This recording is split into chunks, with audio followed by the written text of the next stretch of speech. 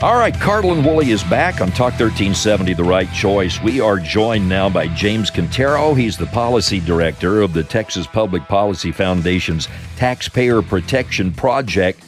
James, looking at what's going on with the Austin City Council, what happened yesterday, looking at a possible 25% rise that's higher than the current rate, 25 or a tax that's 25% higher than the current rate. Looking at what Travis County is looking to do, we need some taxpayer projection. What do you make of the burden that may be about to be placed on residents in our city and our county? Yeah, good morning, Lynn. Taxpayers, guard your wallet, because here come the hypocrites at Austin City Hall.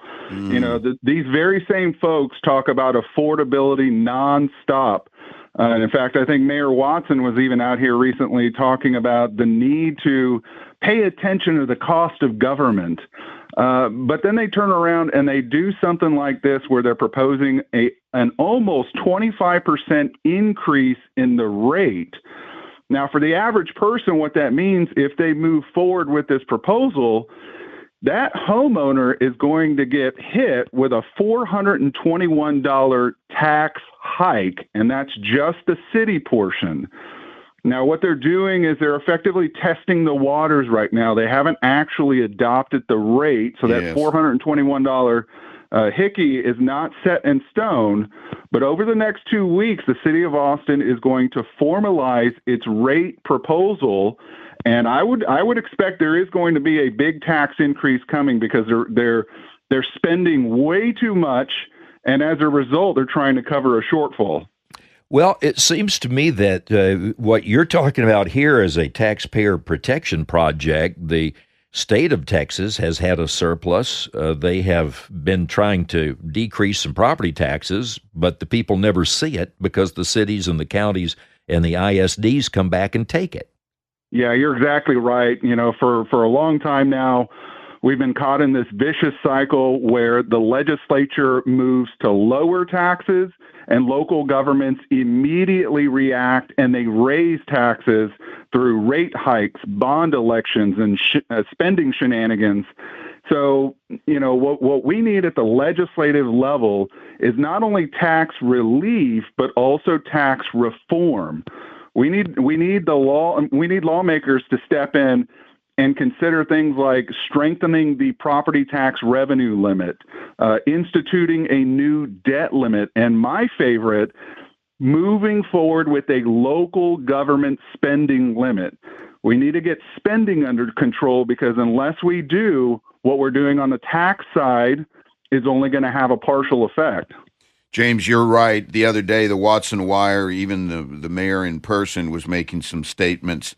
I've been quoting it. I'm going to do it again. The Watson Wire says over the last 10 years, the typical Austin homeowner's tax bill has grown over 67.7%. That's in the last 10 years. Last year alone, the combined was 13.5%.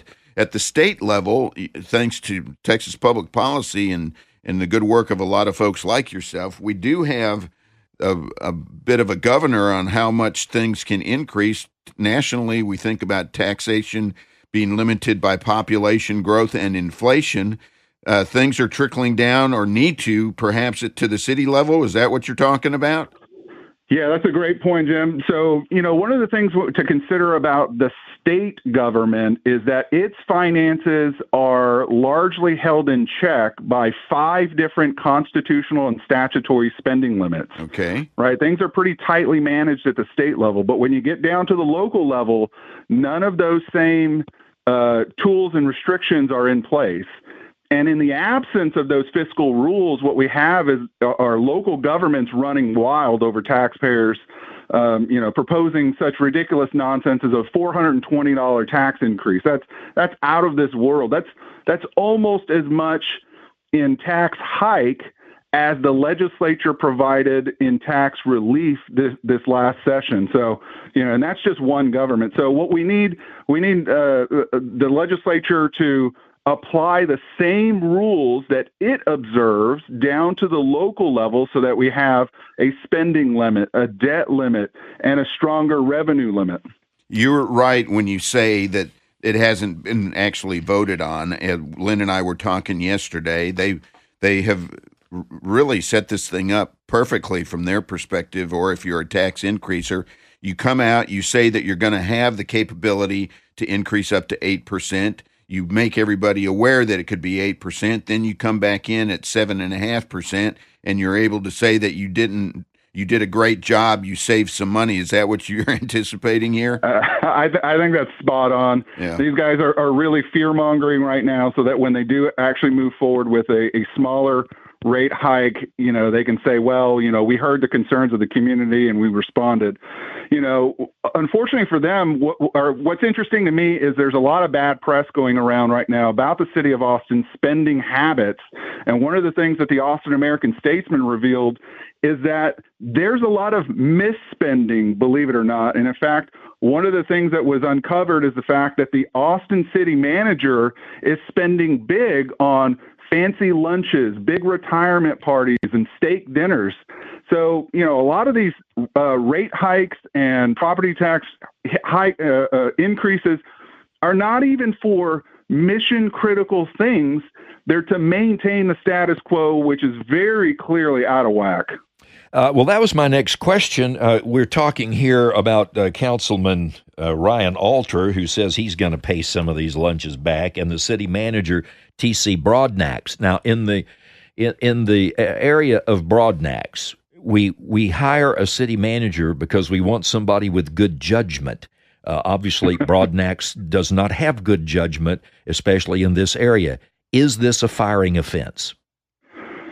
I have to leave that up to the Austin city officials, but it's very clearly something that ought to grind taxpayers because, we all pay taxes, I think, for certain services. We want police on the streets. We want potholes fixed. We want fires put out. Do we want our local government leaders to be eating steak dinners on our dime? No, I don't think so. And when you look at the severity of the affordability crisis facing most Austinites today, I think that sensitivity toward taxpayers needs to be even greater than what it is now. So hopefully they at least have egg on their face.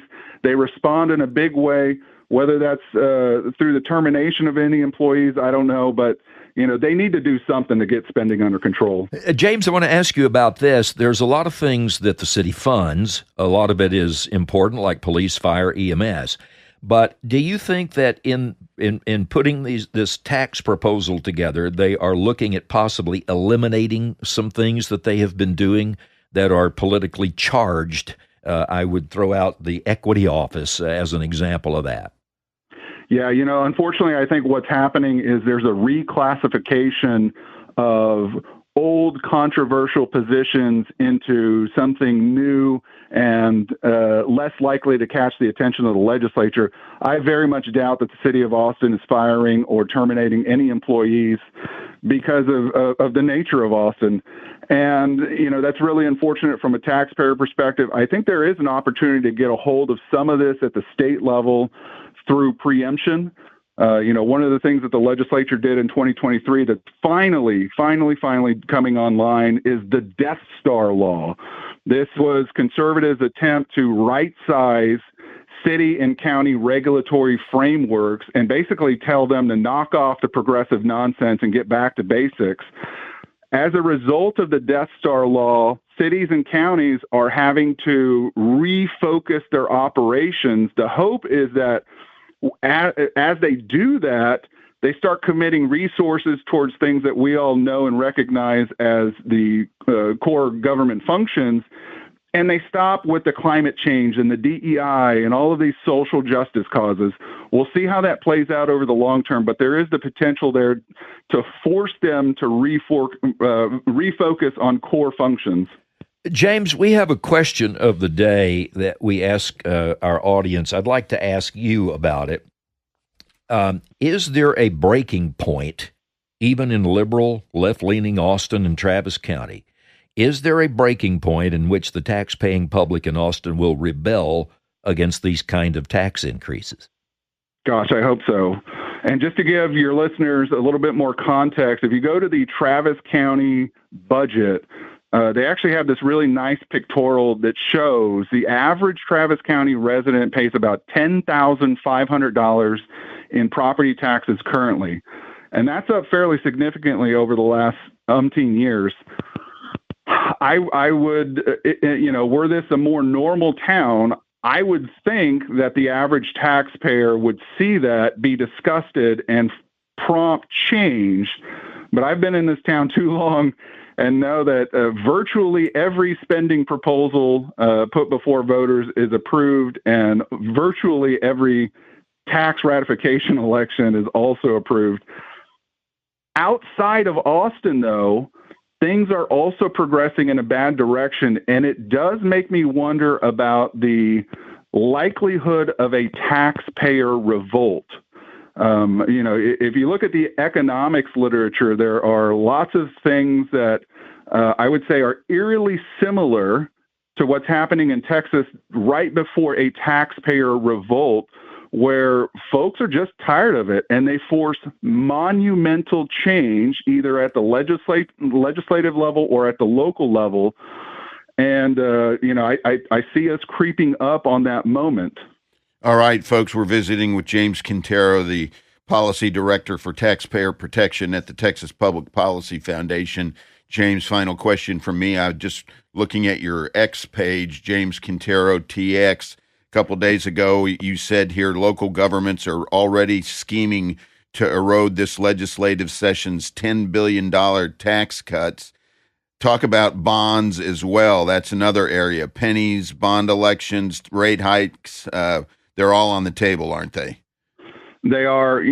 One of the unfortunate unintended consequences of tightening that property tax revenue limit back in 2019 is that governments started going elsewhere to maintain their expenditure level. And so debt is one of the areas where you see them gravitating toward most.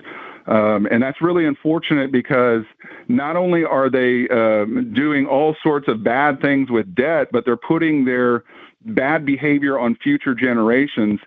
To stop some of this, what the legislature did this last session is they tried to help voters understand the connection between new debt and new taxes. And the way that they did that is at the very top of every bond proposition now is going to be a statement that says, hey, this is a tax increase. And so the hope is that voters will understand as they walk into the voting booth that whatever new debt proposal is put in front of them, there's a recognition that there are some fiscal implications for their vote if they do vote in favor of it. All right, and we will leave it there for time, and we will see what happens with Travis County, with the City of Austin, the ISD. Austin ISD's got a budget deficit, ACC and Central Health, all are tax entities. James Quintero from the Texas Public Policy Foundation, Taxpayer Protection Project. Thanks for being with us this morning. Thanks, guys. Appreciate it. Have a great Talk weekend. 1370 is the right choice. We're streaming at talk1370.com and back in a moment.